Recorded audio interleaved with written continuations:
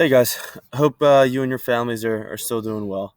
Um, so what we're going to move on to next is what's called a double angle identity. And the great thing about this is actually the last identity that you guys are going to see for this year. So we're going to go over this, how to actually use this identity today. Starting next week, we're going to go over verification, like verifying equations.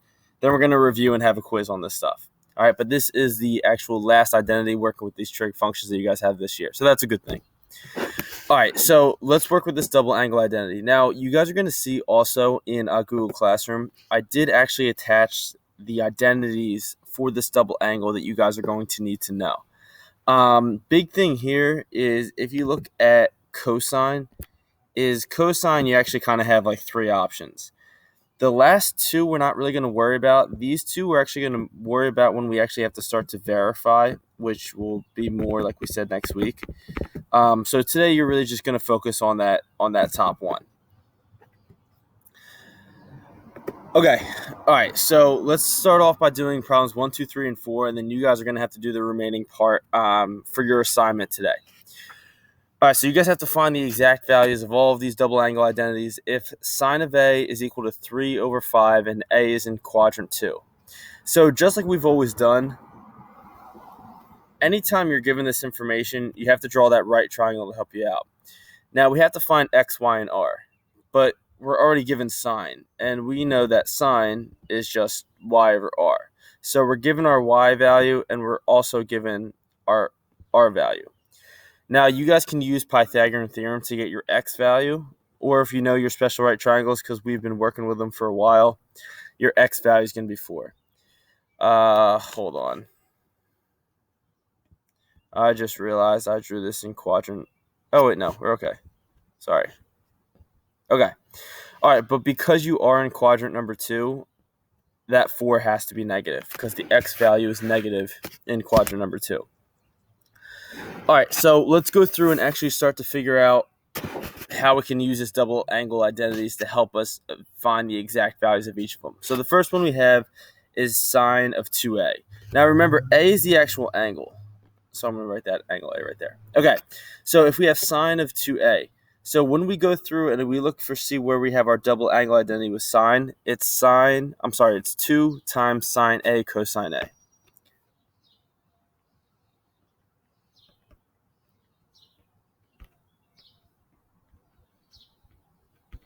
All right, so there's your identity that I just rewrote right there. Now, sine A and cosine A, you guys actually already know. So we're going to leave that 2 there. But sine A is just, we go back and we look at our triangle that we drew, and sine is just y over r. So we have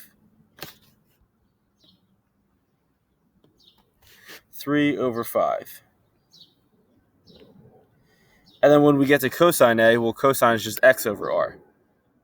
So this would be negative 4/5. So it's really just using that right triangle that you drew to just plug in everything that you need from there. Now, at this point, you guys have to start to multiply. So when we multiply these together, I like to multiply the fractions first. We multiply across the top. We multiply across the bottom. We end up getting a negative 12 over 25. And then 2 times that, remember that 2 only really multiplies to your numerator. So it ends up giving you a negative 24 over 25. All right. So our answer for this case would be negative 24 over 25. All right, so let's go to our double angle with cosine. So on number 2, we have to find the exact value of cosine of 2a. So this is going back to what we talked about, our double angle identity with cosine. And we're going to focus, especially when we just have to find the values of that that first step right there. So we have cosine squared a minus sine squared a.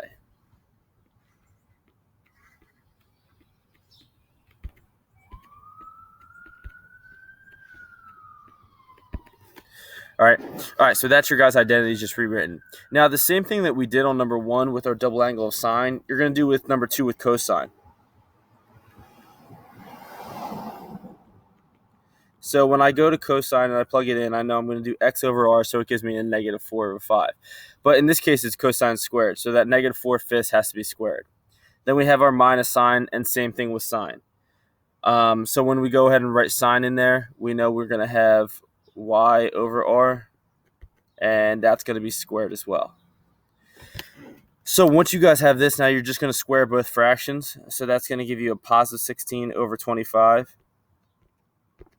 minus, this is going to give you a 9 over 25. All right, now at this stage, we're going to go ahead and actually try to subtract our numerators because our denominators are the same. And we end up getting 7 over 25. So cosine of 2a would be 7 over 25. Okay, because tangent takes a little bit more work, just give me a second and let me erase cosine so I have some room to write this stuff.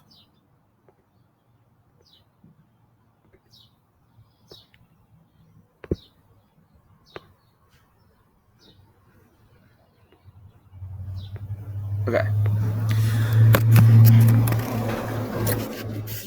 All right, so let's look at tangent.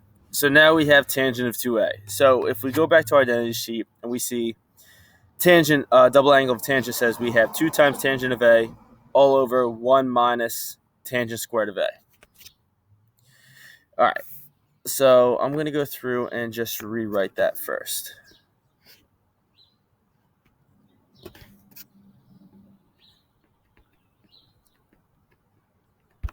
So we have 2 tangent of a over 1 minus tangent squared a.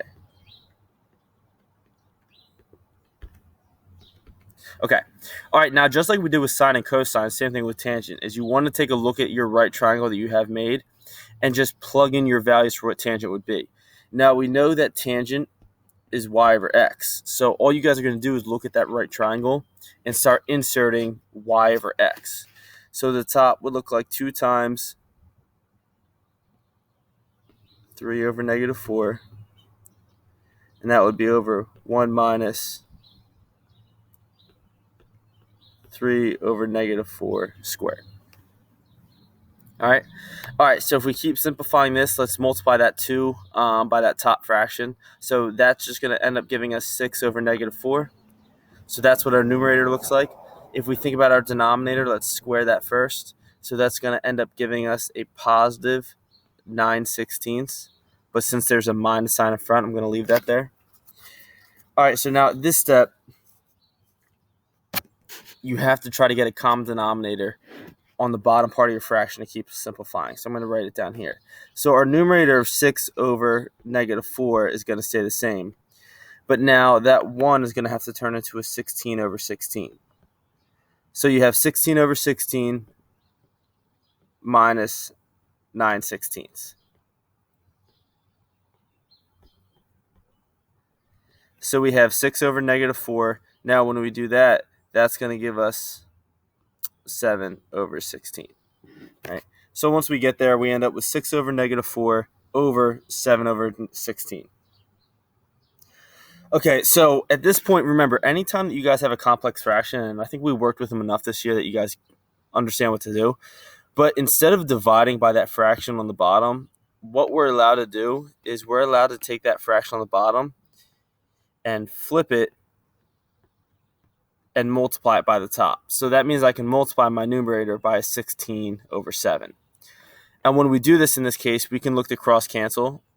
Like the 4 goes into 4 once, the 4 goes into 16 4 times. So then at this point, we can just multiply straight across top and bottom. And when we multiply across the top, we're going to end up getting 24. 6 times 4 gives us 24. And on the bottom, we have a negative 1 times 7, which just gives us a negative 7.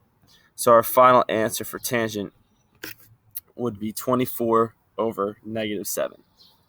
All right, so it's really just a matter of tangent, just plugging things in.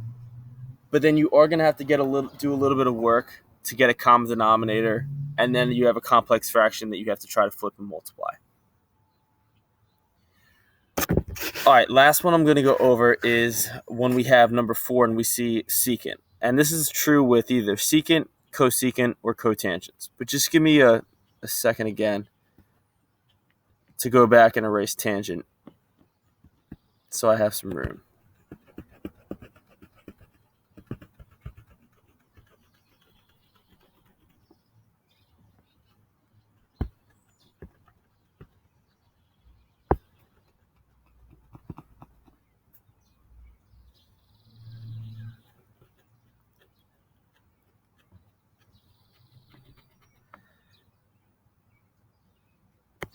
Okay. All right. So when you guys eventually end up getting to secant, all right, I know if we look at our identity sheet, we don't see a secant anywhere. We only have sine, cosine, or tangent.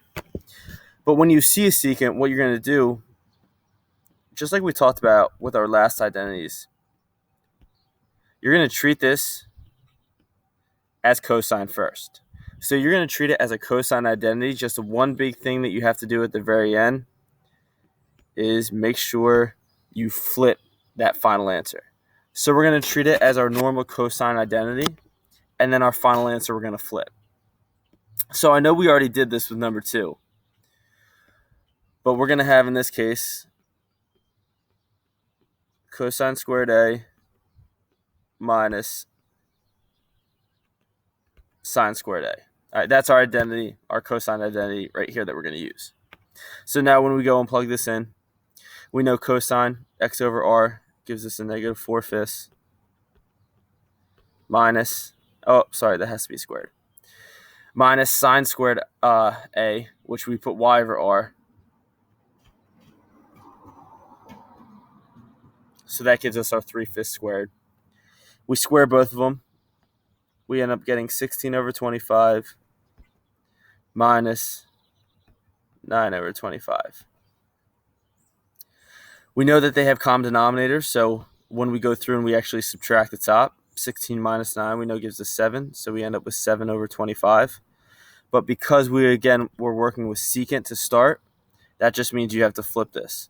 So instead, our final answer is now going to be 25 over 7.